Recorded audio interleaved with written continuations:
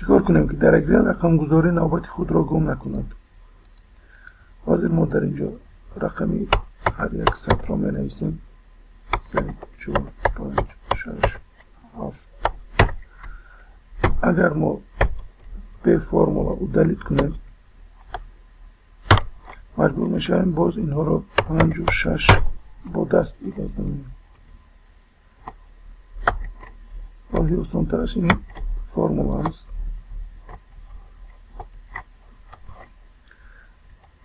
می نویسیم برابر استرکه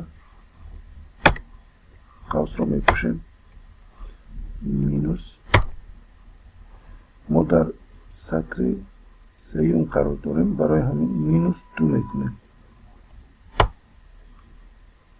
برابر و موش را به حجره لازمه آورده.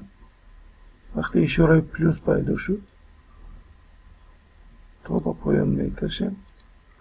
اکنون می سنجیم سطر سیوم را دلیت می کنیم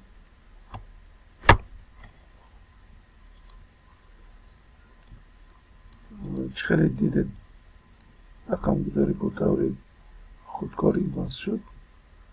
باز 2 را دلیت می کنیم